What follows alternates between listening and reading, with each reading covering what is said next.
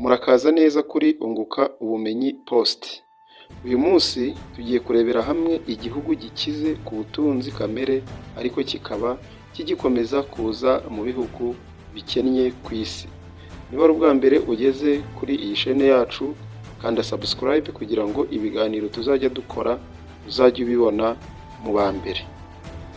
DRC cyangwa se Repubulika Iharanira Demokarasi ya Kongo ni igihugu giherereye muri Afurika yo hagati, kikaba gihana imbibi n'ibihugu 9 birimo u Rwanda, Uganda, Angola, Zambia, Afurika y'Epfo, Sudani na Repubulika ya Centrafrica. Umurwa mukuru wayo akaba ari Kinshasa, ikaba ifite ubuso bungana na miliyoni 2,345,409. Abaturage bakaba barenga miliyoni 100.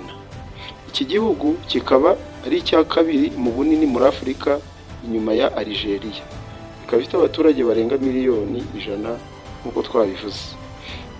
Iki gihugu mbere y'ubukoloni cyari gifite ubwami bwitwaga ubwami bwa Kongo, bukaba bwari bufite ubwoko bwinshi bw'abaturage harimo Abaruba, Abarunda n'abandi bantu bari biganjemo ubwoko bw'Ababantu.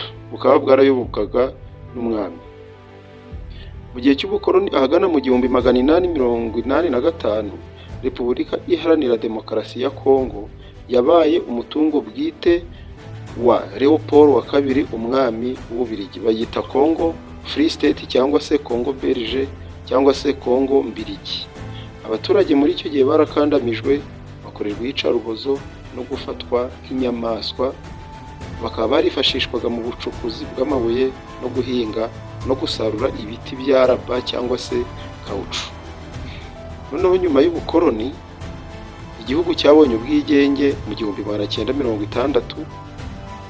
Hanyuma muri icyo gihe cy'ubwigenge nyuma y'ubukoloni habayeho kwica Lumumba Patrice, wabaye impirimbanyi y'ubwigenge bwa Afurika, ndetse ni nawe wagejeje iki gihugu ku bwigenge.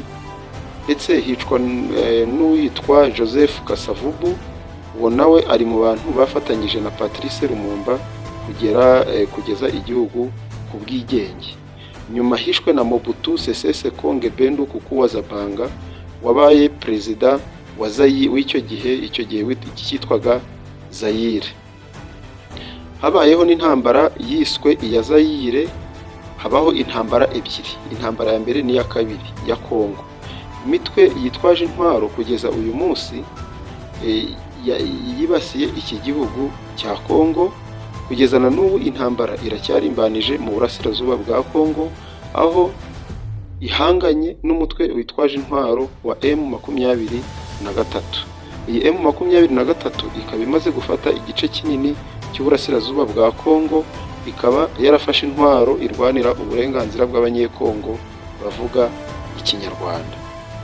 Ese uwuhe mutungo kamere Repubulika Iharanira Demokarasi ya Kongo ifite? Repubulika Iharanira Demokarasi ya Kongo ifite amabuye y'agaciro arenga 1,100, ariko ay'ingenzi akomeye ni Coltan. Coltan iyi ngiyi ni kabuhariwe mu gukora amatelefone agezweho, tablet, mudasobwa n'ibindi bikoresho by'ikoranabuhanga. Ikagira Cobalt. Cobalt ni ibuye ry'agaciro rikorwamo bateri z'imodoka z'amashanyarazi.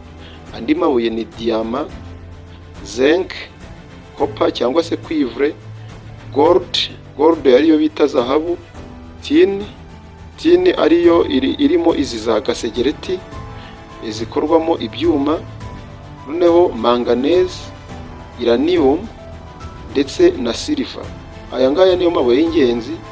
Silver niyo bita ifeza cyangwa se arija.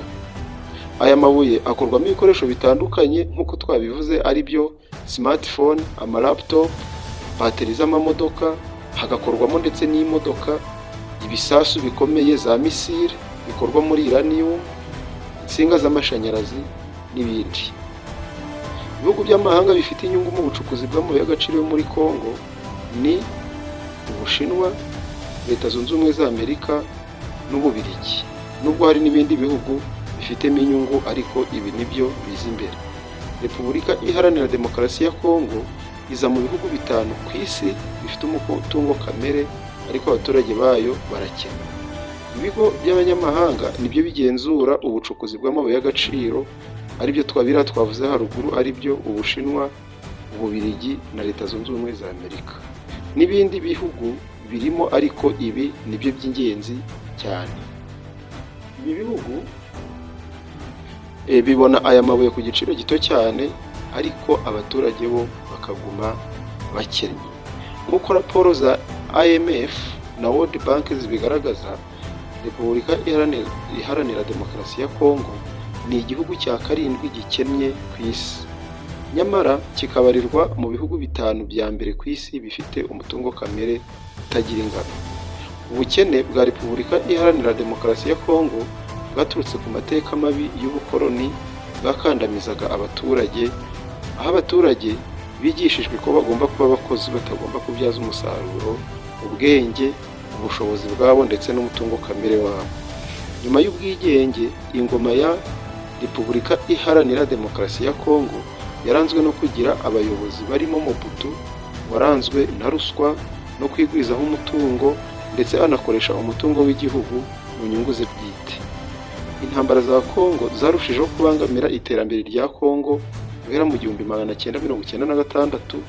Imitwe yitwaje intwaro nka RCD, CNDP, M23, ADF, FDLR, Mai Mai, Pareko n'indi mitwe zahitanye ubuzima bw'abantu benshi cyane, gufata ku ngufu, gusahura no kwiba umutungo kamere, ndetse imwe muri iyi mitwe yafashwaga n'ibihugu by'amahanga.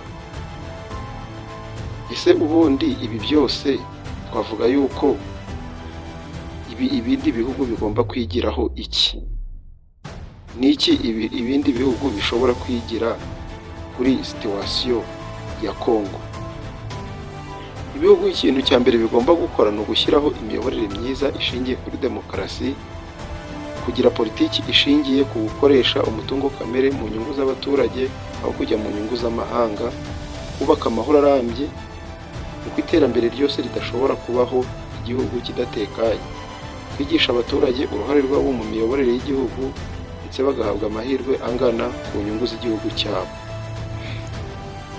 RDC ni isomo rikomeye. Ushobora kuba wicaye hejuru y'umutungo ariko ugakena kubera imiyoborere mibi, umutekano muke n'ibindi twavuze haruguru. Wari uzi ko igihugu cya RDC gifite umutungo ubarirwa mu mamiliyari y'amadolari, ariko abaturage benshi bakaba badashobora no gutungwa n'idolari rimwe ku munsi? Tugomba gusobanukirwa no kwiga uko twahindura ejo hazaza hacu nk'Abanyafurika tutategereje gufashwa n'abanyamahanga. Iki kiganiro twagikoze dusomye ku binyamakuru bitandukanye byandikirwa kuri interineti, mukaba mwakigejejweho na Unguka Ubumenyi Post. Ibiganiro byuje ubumenyi nk'ibi nta handi wabikura uretse kuri Unguka Ubumenyi Post.